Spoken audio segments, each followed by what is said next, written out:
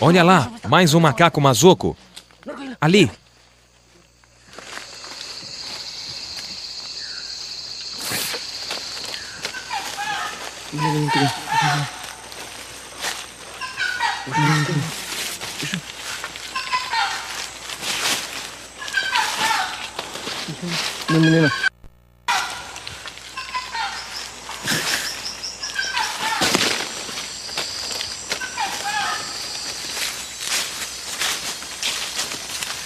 Os matis. Os matis são um pequeno grupo de caçadores-agricultores que vivem numa parte remota da Amazônia setentrional brasileira, perto da fronteira com a Colômbia e o Peru. Seu primeiro contato com gente de fora da floresta foi em 1977 e logo em seguida sofreram uma grave epidemia na qual 2/3 deles morreram. O retorno dos ancestrais. Tucumã é uma das sobreviventes mais antigas. Seu nome significa aquela que perdeu todos os filhos. Tucumã invoca seus parentes mortos para que enviem chuva. Chuva, vem e lave a preguiça.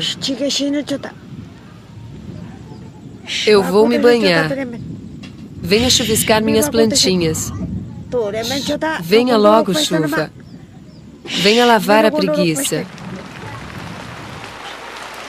Quando primeiro foram contatados, os matis eram aproximadamente 270 e viviam em 5 típicas malocas. Apenas 87 sobreviveram à epidemia. Culpando a morte de seus entes queridos às suas próprias tradições, os matis deixaram de praticar seus rituais mais importantes. Uns 20 anos depois, seu número aumentou para 240, quase alcançando o nível anterior. Essa recuperação do grupo trouxe de volta a autoconfiança e levou a um reflorescimento cultural. Muitos dos antigos rituais e danças estão sendo praticados pela primeira vez em muitos anos. Após a tormenta, os adolescentes e os meninos mais jovens deleitam-se imitando a capivara, um animal que adora chafurdar na lama e causar o maior estrago.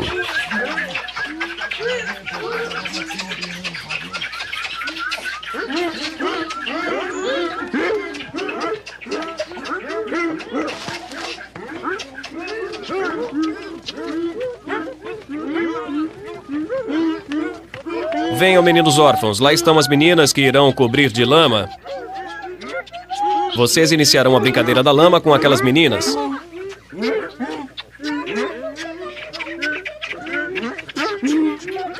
Busson, um sobrevivente da epidemia, orienta os rapazes sobre como a dança deve ser conduzida. Meninos sem pais, tragam seus arcos para atirar na capivara.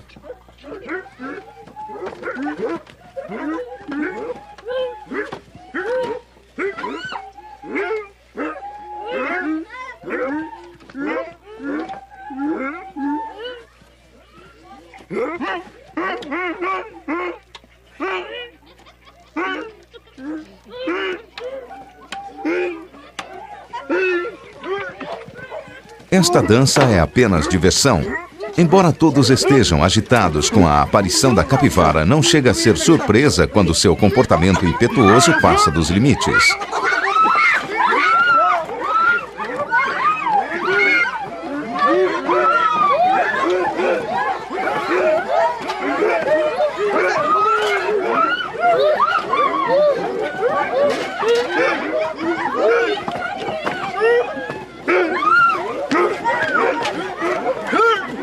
Vocês deveriam deixar os meninos participarem da brincadeira da lama.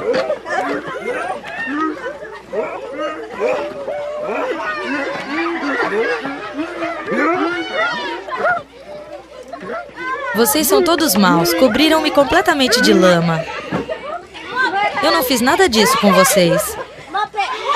Se tivessem jogado só um pouquinho, tudo bem, mas jogaram muita.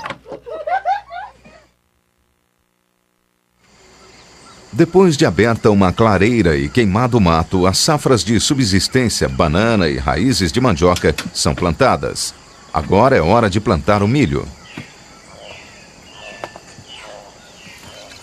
Usada mais para fins ritualísticos, esta é a primeira cerimônia de plantação de milho em muitos anos. Maka perdeu toda a sua família na epidemia. Ele agora tem outra esposa e quer que seu filho Shepo aprenda todos os ritos ancestrais. Várias sementes de milho são plantadas em cada cova na crença de que, como pessoas, elas irão copular e se reproduzir. Binavasu esfrega sumo do fruto do urucum nas varas de plantar milho. Essa frutinha é um símbolo de juventude e eles acreditam que ajudará o milho a crescer com mais vigor.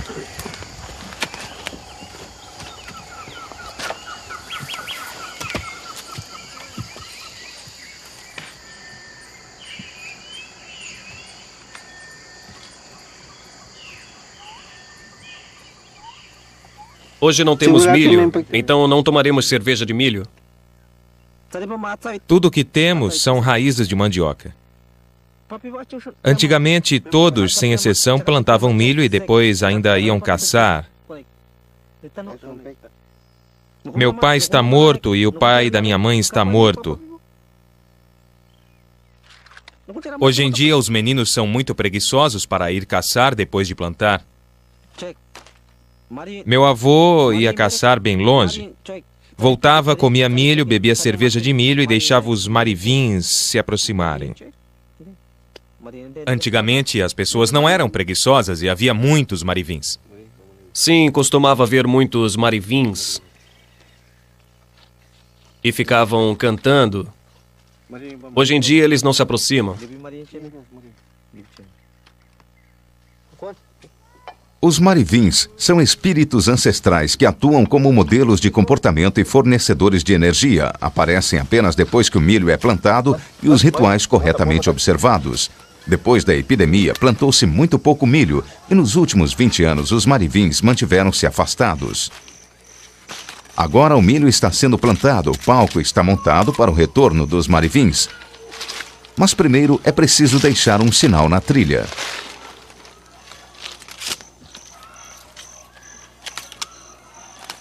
As figuras representam jovens matis usando trajes de ritual.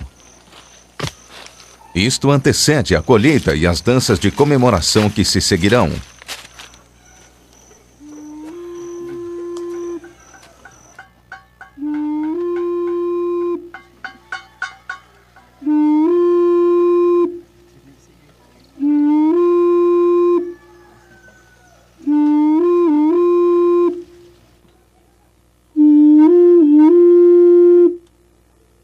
Benashonov toca uma corneta de barro chamada Musan para reunir os espíritos ancestrais marivins.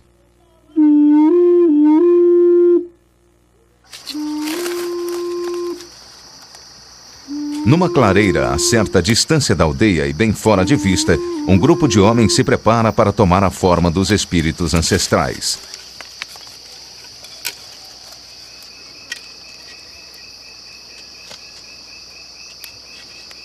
Os palitos inseridos na máscara facial representam os bigodes da onça e dardos de Zarabatana. As varas são utilizadas para transmitir energia e serão usadas apenas uma vez.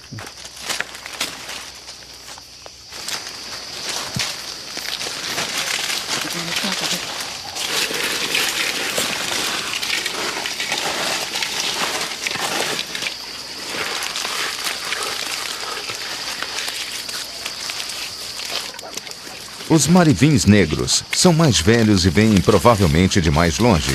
Eles também têm fama de bater mais forte.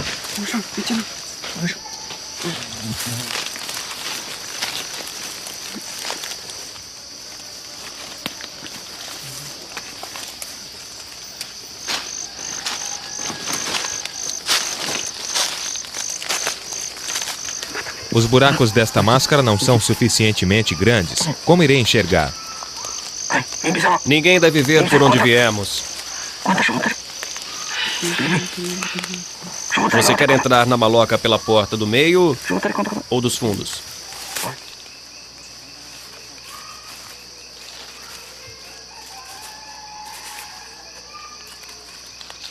Marivins, venham e surrem as crianças que são mesmo preguiçosas. Venham e surrem seus descendentes, marivins. Aqueles que sobem em árvores frutíferas e comem frutos verdes. Venham esperá-los sob as árvores. Venham dar-lhes uma surra. A maior parte da comunidade está reunida na maloca para ver os espíritos ancestrais, embora algumas crianças tenham fugido para se esconder.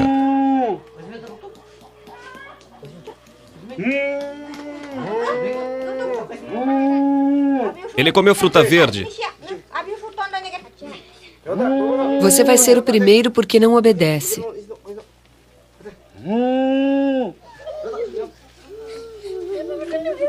O marivim vai lhe bater só uma vez.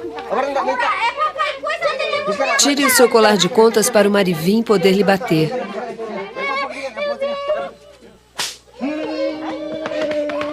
As chibatadas podem parecer cruéis para nós, mas para os matis, seus espíritos ancestrais tanto estimulam como castigam. Esta aqui não cozinha nada, ela é preguiçosa.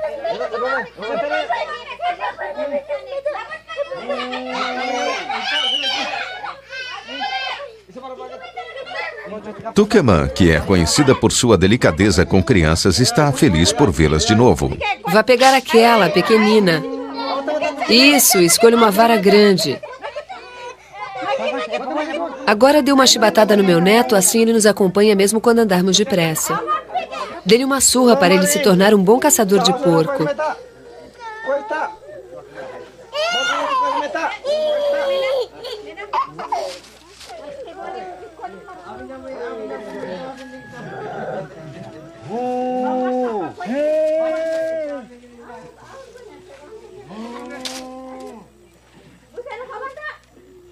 Embora os marivins sejam vistos como benéficos, a energia que transmitem deve ser tratada com muita cautela. Só agora a comunidade sente que está recuperada o suficiente para conseguir reunir os espíritos ancestrais.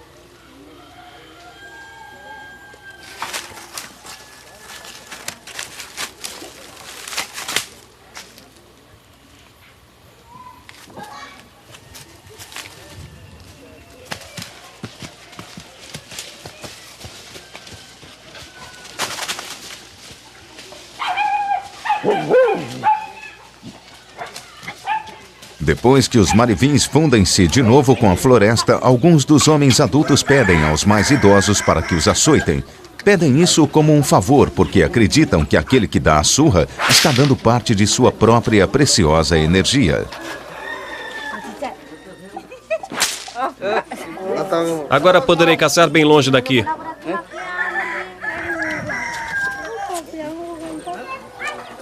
Eles acreditam que o açoite evitará a preguiça e os fará mais fortes e resistentes. E que os ajudará a se tornarem melhores caçadores.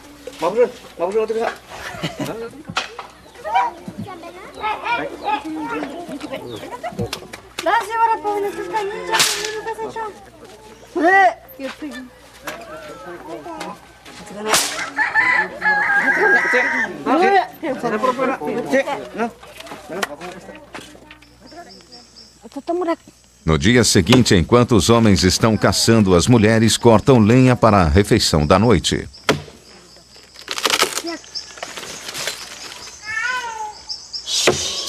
A mandioca se abre. A mandioca se abre. Os cânticos de Sato comparam a lenha com raízes de mandioca que se partem com facilidade.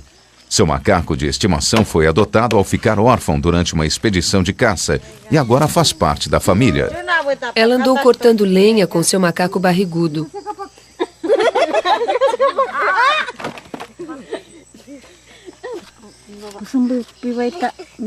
Venha cá, cante um pouco pro meu filho também. Para crianças muito novas, são aplicadas formas de surras mais suaves para protegê-los de doenças potencialmente de maior risco de vida. Estou dando tapas no seu traseiro para que não tenha diarreia. Eles evocam o nome do bicho preguiça que vive nas árvores porque ele só defeca uma vez por semana.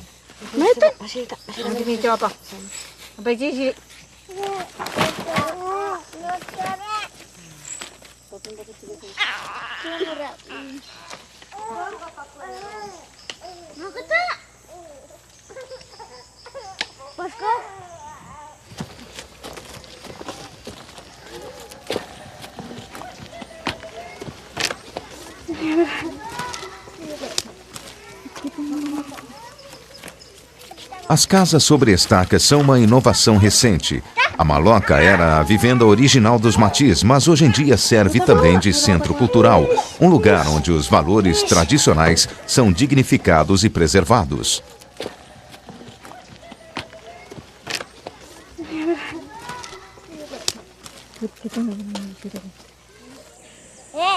Ei, eles estão chegando. Os homens retornam com muita caça. Eles mataram vários porcos selvagens chamados pecares, um caimão e uma tartaruga. O sucesso dessa caçada não é atribuído apenas às habilidades dos caçadores, mas aos açoites do dia anterior e à energia que isso lhes deu.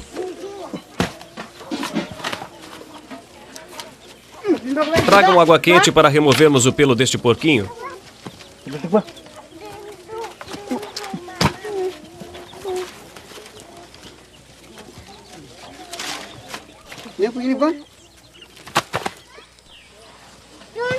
Quem o matou? Quem o matou?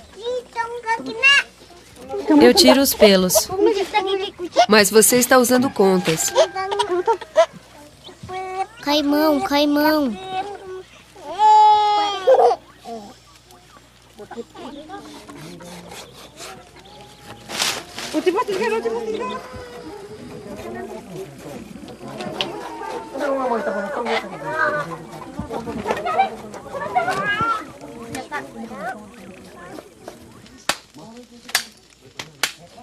A carne será distribuída para ser preparada e depois, juntamente com mandioca e bananas cozidas, será trazida para o centro da maloca. Ali os homens a repartirão e redistribuirão entre todos os grupos de famílias.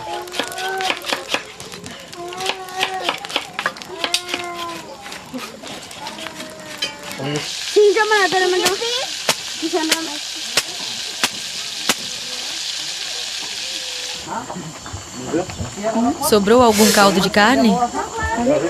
Sobrou sim. Parte da carne é defumada, então durará alguns dias.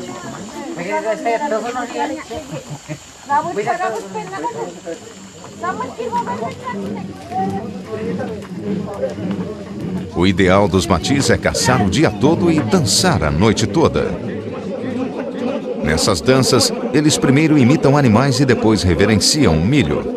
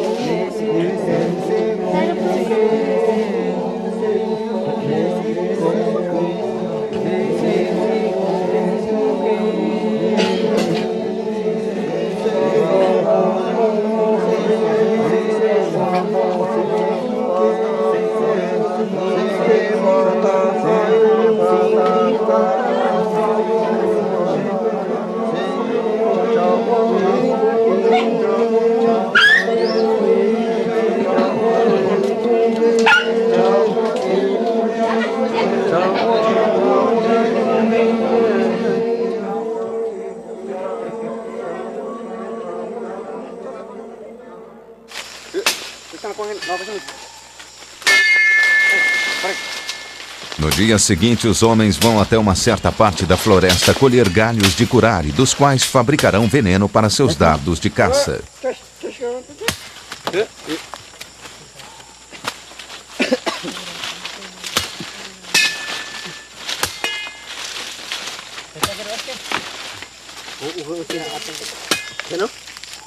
Continuem cortando.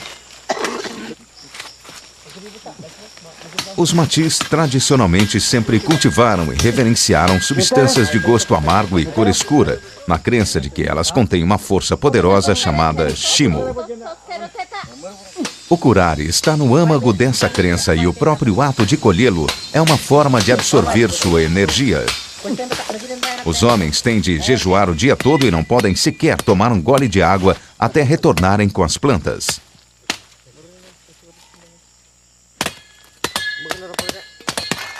Se formos vistos quando sairmos para colher curare, alguém pode morrer. Os que ficarem para trás devem permanecer dentro da maloca e não nos ver partir.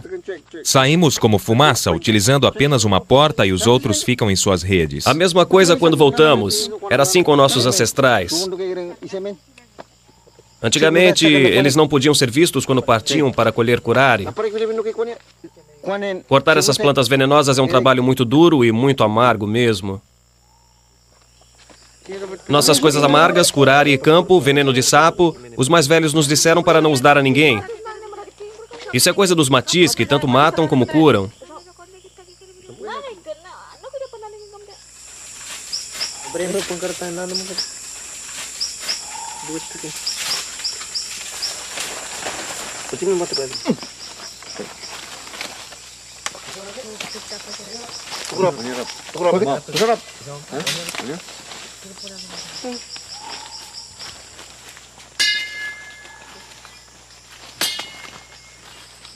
Eles esconderão o curare nas profundezas da floresta, bem longe da aldeia, onde pode causar doença ou mesmo a morte. Na volta, Ibashono ensina a seu filho, Turu, os benefícios das substâncias amargas e o poder de Sho, uma força mística, xamânica, que tanto pode matar como curar. Apesar de sua utilidade, os matis agora são cautelosos, acreditando que a epidemia foi causada por excesso de Sho.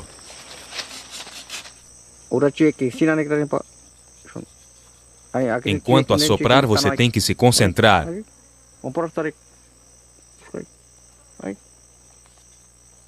É assim que nos ensinaram nos tempos antigos, a se concentrar.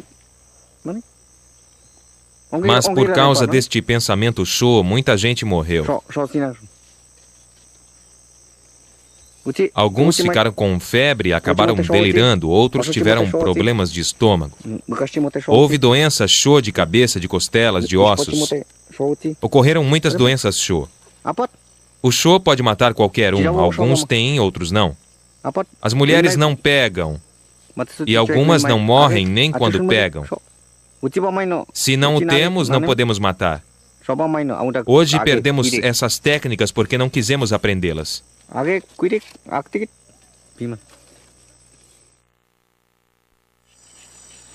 Na manhã seguinte, os homens começam o longo processo de preparação do curare. Fazem isso numa cabana abandonada que fica a uma distância segura da maloca, onde ninguém pode ser afetado. Veneno de sapo. Viúva negra. Ferrão de vespa. Rabo de escorpião. À medida que raspam a superfície da planta, eles invocam os nomes de ingredientes xamânicos amargos que tornarão a poção mais forte e eficaz na caça. A presença física dos ingredientes não é necessária. Eles acreditam que basta cantar esses nomes sobre o curare e ele ficará imbuído de um poder extra. Perus selvagens cairão. Depois de raspar a planta, os gravetos são lavados para que nada se perca.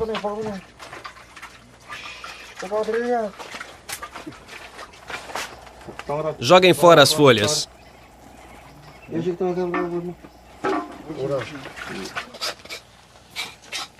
Empurre para dentro.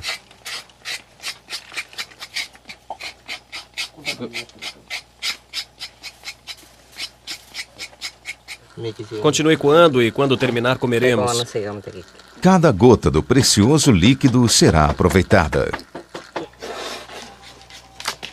O curare precisa ser cozido bem lentamente. Assim os animais também se moverão lentamente e serão alvos mais fáceis. Assopre, rápido. Vai ferver e derramar.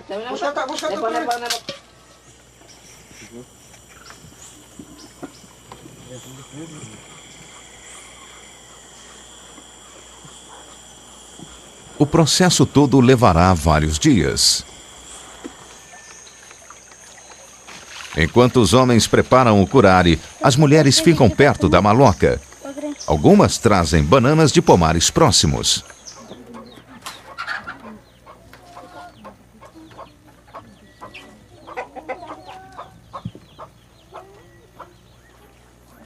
Tucumã está fazendo um barbante de fibra de palmeira apanhada na floresta.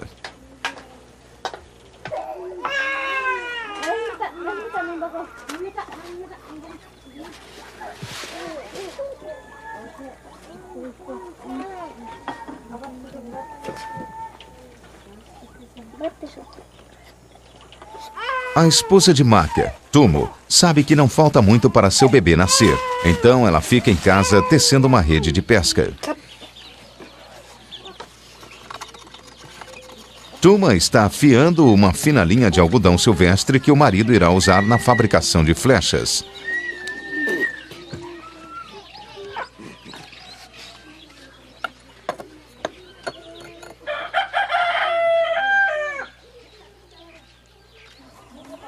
Tatuagens faciais, adornos de corpo e joias são acumulados ao longo da vida e considerados parte integrante de cada pessoa. São feitos com o mesmo material usado nas armas e são ricos em simbolismo e poder. Tupa está lixando cascas de coco, das quais irá fazer um colar de contas para um de seus namorados.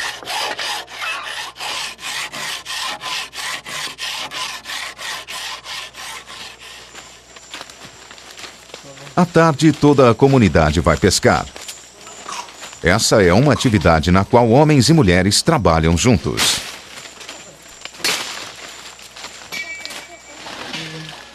Pegamos mais um. Esse foi bem difícil. Puxe-o para fora. Nenhuma oportunidade de conseguir alimento é desperdiçada. Vá buscar o caimão com sua lança.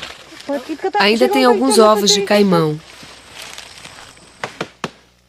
Os matis sabem bastante sobre plantas e cipós venenosos. Este aqui, que chamam de como, deve ser bem esmagado e extraídas todas as toxinas para que o veneno seja eficaz em atordoar os peixes.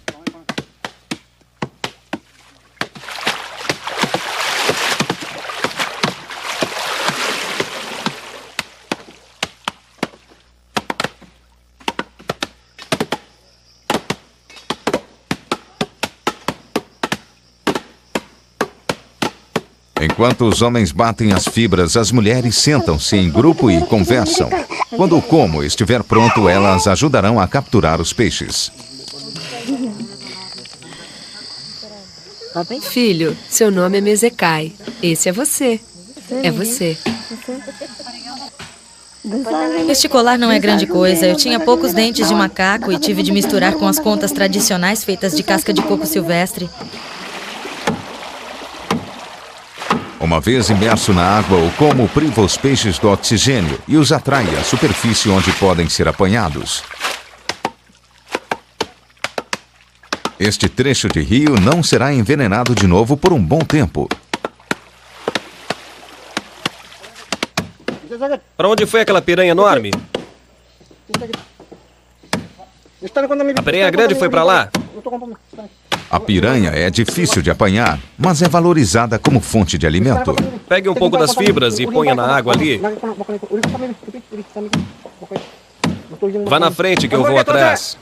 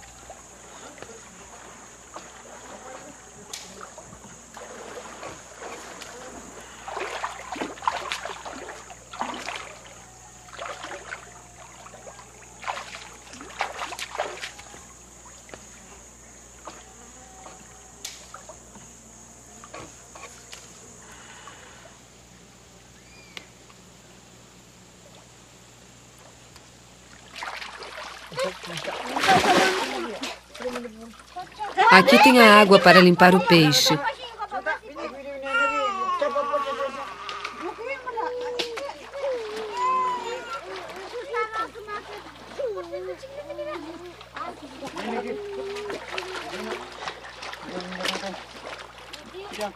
Vamos embora, vamos levar os peixes para casa.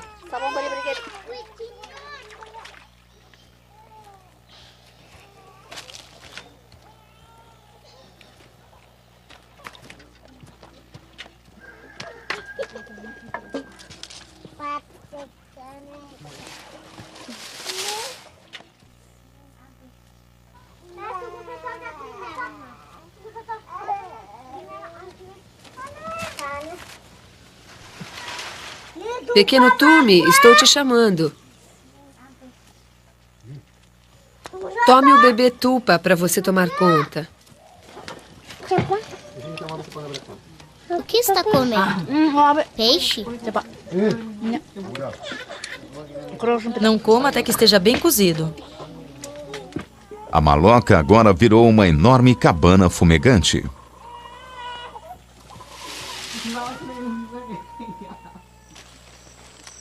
A esposa de Maka, Tumo, acaba de dar à luz mais um filho. Maka e seu filho Shepo estão coletando folhas medicinais para proteger o bebê de doenças transmitidas por animais. Quando ficar mais velho, o menino poderá comer suas carnes sem perigo.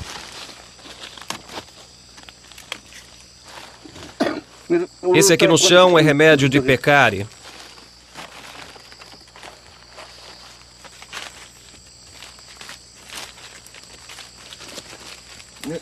Aqui nós temos remédio de águia. Aqui temos remédio de abutres. Tire as folhas desse pote moderno. Isso, coloque-as num pote matiz de barro. Enquanto Tumo banha carinhosamente seu novo filho Dama pela primeira vez, Maka evita qualquer contato visual, pois isso poderia causar mal ao bebê.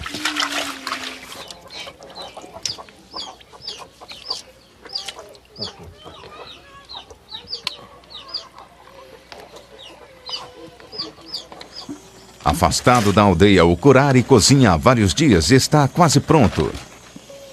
À medida que cozinha, vai ficando preto, o líquido mais concentrado, mais amargo e potente. A substância letal agora tornou-se grossa, preta e pastosa. Igridpa e Binamvishu fazem bonecos representando macacos e pássaros que esperam matar.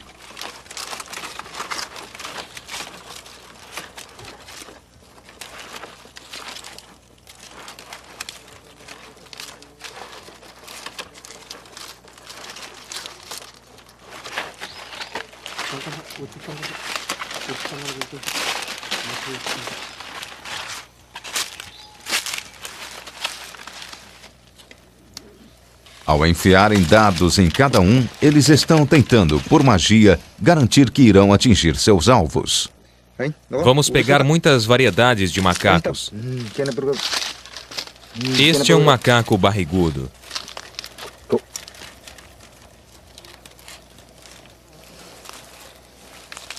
Eles não podem deixar de enfiar um dardo em cada boneco, ou correm o risco de errar. Binamvishu amarra cuidadosamente seu pote de curare. Culpando a epidemia pelo excesso de energia Sho, hoje em dia cada homem recebe apenas uma cuia. Em outros tempos teriam várias.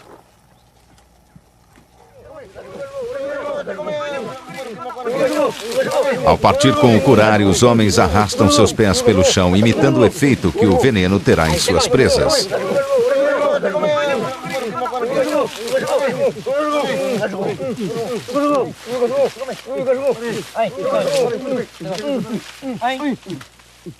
Estou caído no chão.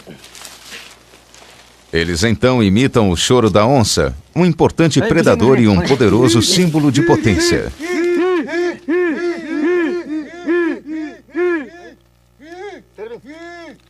Isso também serve para avisar as mulheres que os homens estão prestes a retornar e que ninguém deve atravessar seu caminho. No dia seguinte, os homens partem para caçar.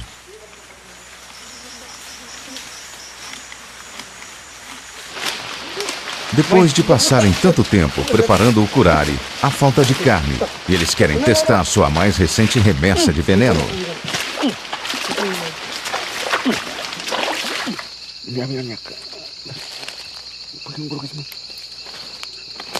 Caiu por ali.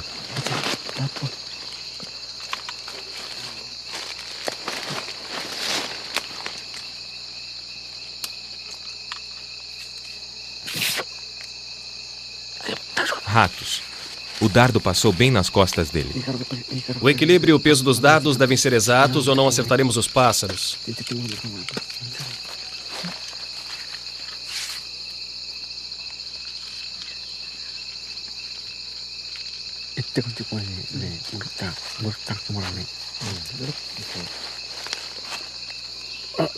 Um dos pássaros está num galho mais alto, mas é um alvo mais visível.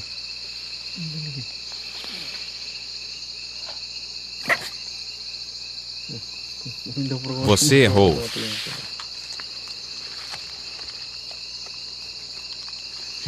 Meu dardo bateu num galho e desviou.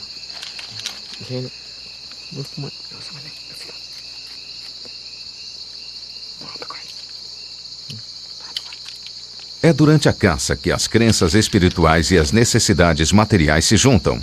O curare é uma manifestação de potência amarga e os dardos são enviados aos alvos com um forte sopro, empregando a energia mística do Sho. Ótimo, acertei na asa.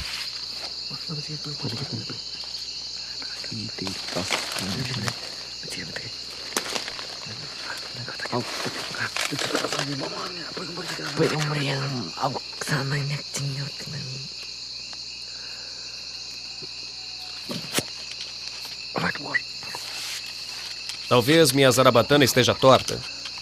Estes são abutres, e jamais seriam comidos. Estão apenas treinando a pontaria e testando o veneno recém-preparado.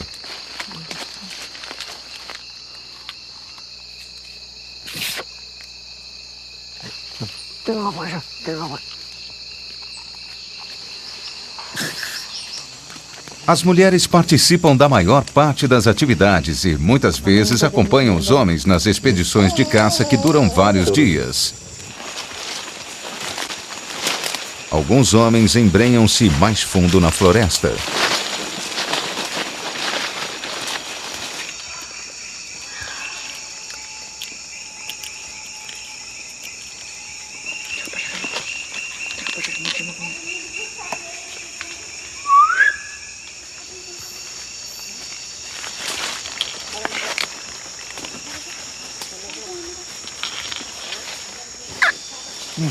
Ele acertou o mais velho no calcanhar.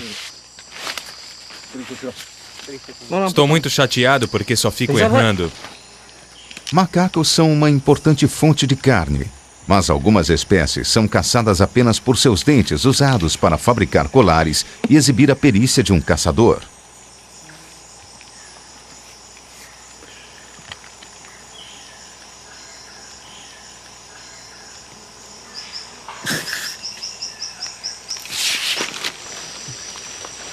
Um macaco ficou preso nos galhos, mas subir para soltá-lo é muito fácil para os matis.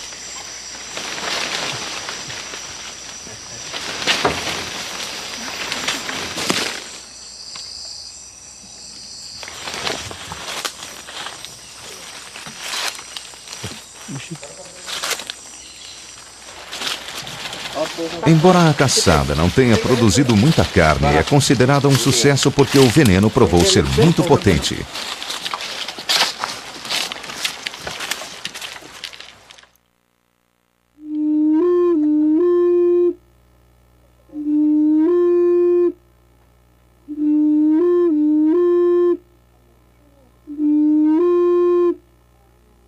Mais uma vez, os matis invocam os espíritos marivins ancestrais.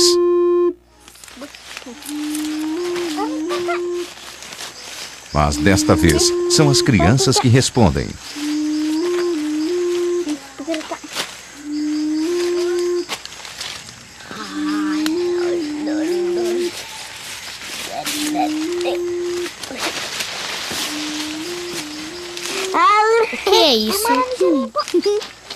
Coloque as folhas nele.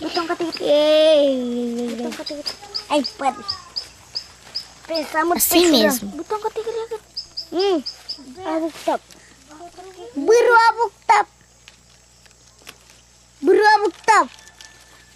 Coloquem a máscara para os buracos ficarem na direção dos meus olhos. As crianças não devem ter visto muitos marivins antes, porque nos últimos 20 anos suas aparições foram muito raras. Mas não demoram e já estão imitando os espíritos ancestrais e incluindo-os em suas brincadeiras. Eu vou entrar. Bota nele, rápido.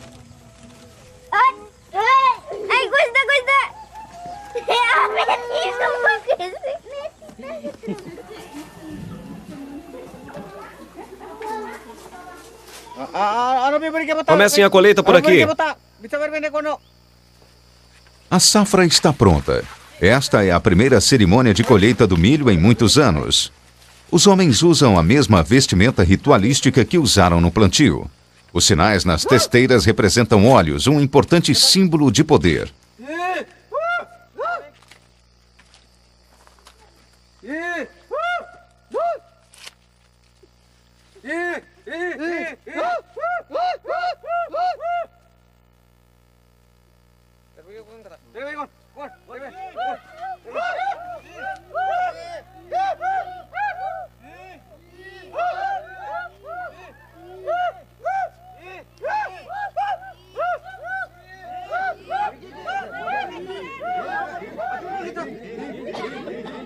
Houve um empate. E Bachono aguarda na entrada da maloca, a que eles chamam de vulva.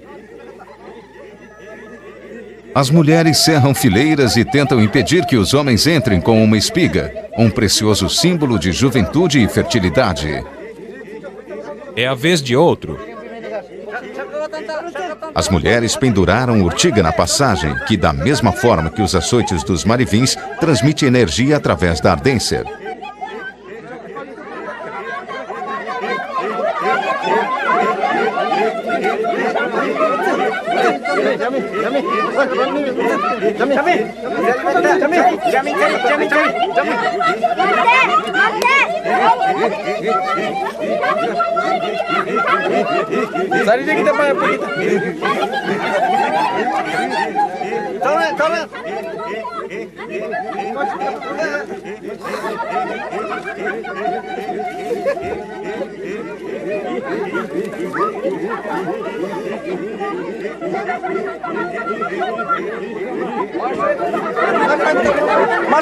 Entre com a cabeça na frente.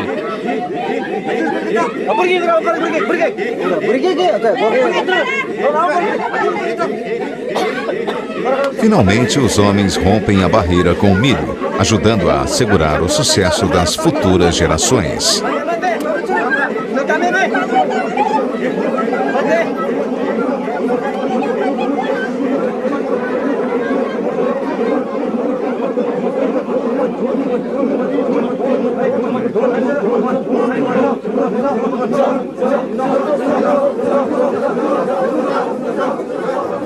Esta dança é sobre fertilidade e regeneração, e para os Matis é mais um passo à frente em direção à sua recuperação.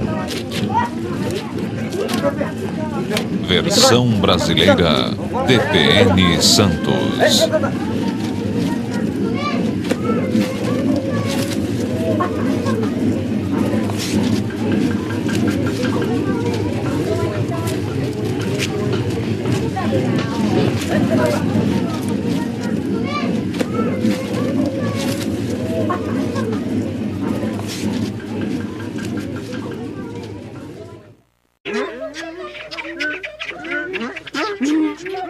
Busson, um sobrevivente da epidemia, orienta os rapazes sobre como a dança deve ser conduzida. Meninos sem pais, tragam seus arcos para atirar na capivara.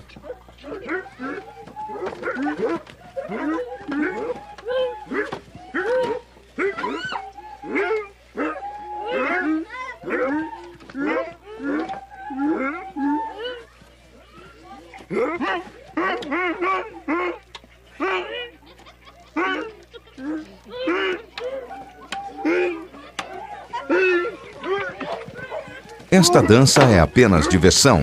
Embora todos estejam agitados com a aparição da capivara, não chega a ser surpresa quando seu comportamento impetuoso passa dos limites.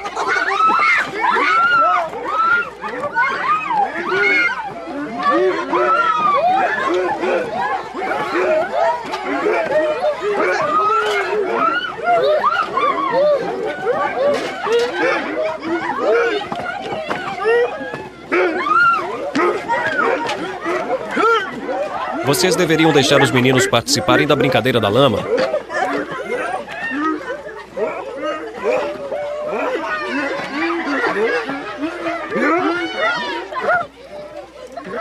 Vocês são todos maus. Cobriram-me completamente de lama. Eu não fiz nada disso com vocês. Se tivessem jogado só um pouquinho, tudo bem, mas jogaram muita. Depois de aberta uma clareira e queimado o mato, as safras de subsistência, banana e raízes de mandioca são plantadas. Agora é hora de plantar o milho. Usada mais para fins ritualísticos, esta é a primeira cerimônia de plantação de milho em muitos anos. Maca perdeu toda a sua família na epidemia. Ele agora tem outra esposa e quer que seu filho Shepo aprenda todos os ritos ancestrais. Várias sementes de milho são plantadas em cada cova na crença de que, como pessoas, elas irão copular e se reproduzir. Binavasso esfrega sumo do fruto do urucum nas varas de plantar milho. Essa frutinha é um símbolo de juventude e eles acreditam que ajudará o milho a crescer com mais vigor.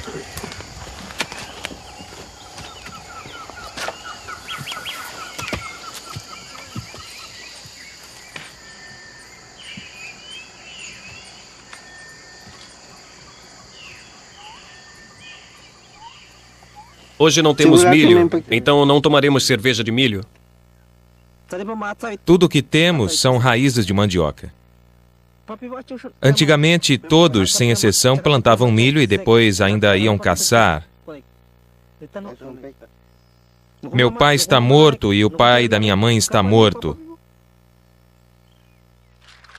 Hoje em dia, os meninos são muito preguiçosos para ir caçar depois de plantar. Meu avô ia caçar bem longe. Voltava, comia milho, bebia cerveja de milho e deixava os marivins se aproximarem. Antigamente, as pessoas não eram preguiçosas e havia muitos marivins. Sim, costumava haver muitos marivins. E ficavam cantando. Hoje em dia, eles não se aproximam. Os marivins são espíritos ancestrais que atuam como modelos de comportamento e fornecedores de energia. Aparecem apenas depois que o milho é plantado e os rituais corretamente observados. Depois da epidemia, plantou-se muito pouco milho e nos últimos 20 anos os marivins mantiveram-se afastados. Agora o milho está sendo plantado, o palco está montado para o retorno dos marivins. Mas primeiro é preciso deixar um sinal na trilha.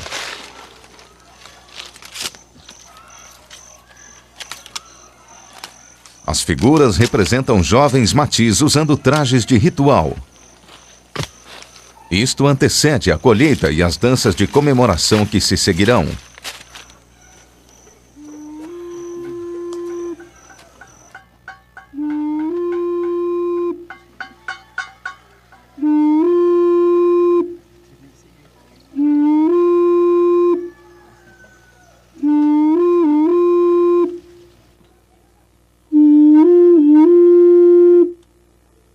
Benachonov toca uma corneta de barro chamada Musan para reunir os espíritos ancestrais marivins.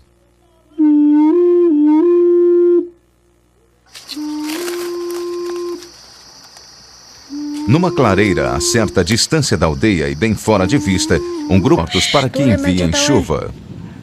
Chuva, vem e lave a preguiça. Eu vou me banhar. Venha chuviscar minhas plantinhas. Venha logo, chuva. Venha lavar a preguiça.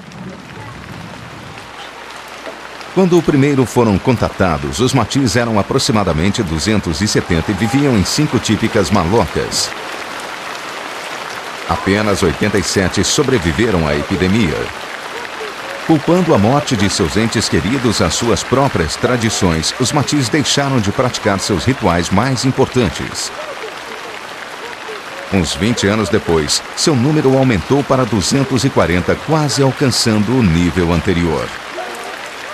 Essa recuperação do grupo trouxe de volta a autoconfiança e levou a um reflorescimento cultural. Muitos dos antigos rituais e danças estão sendo praticados pela primeira vez em muitos anos. Após a tormenta, os adolescentes e os meninos mais jovens deleitam-se imitando a capivara, um animal que adora chafurdar na lama e causar o maior estrago.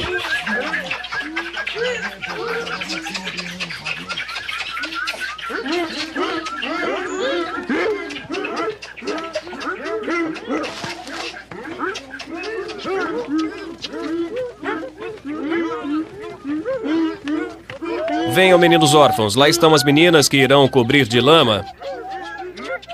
Vocês iniciarão a brincadeira da lama com aquelas meninas.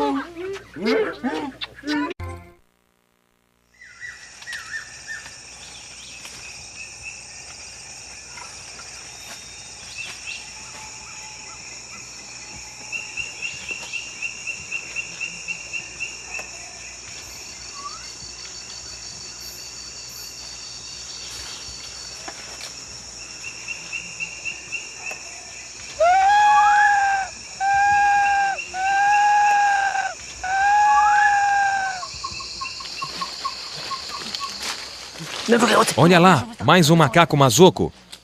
Ali.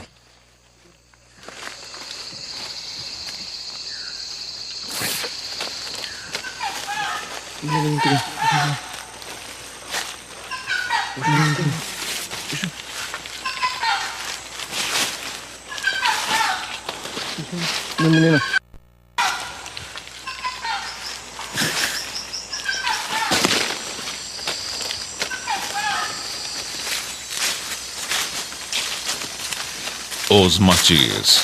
Os matis são um pequeno grupo de caçadores-agricultores que vivem numa parte remota da Amazônia setentrional brasileira, perto da fronteira com a Colômbia e o Peru.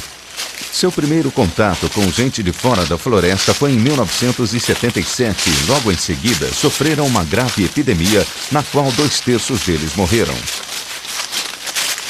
O retorno dos ancestrais. Tucumã é uma das sobreviventes mais antigas. Seu nome significa aquela que perdeu todos os filhos. Tucumã invoca seus parentes mortos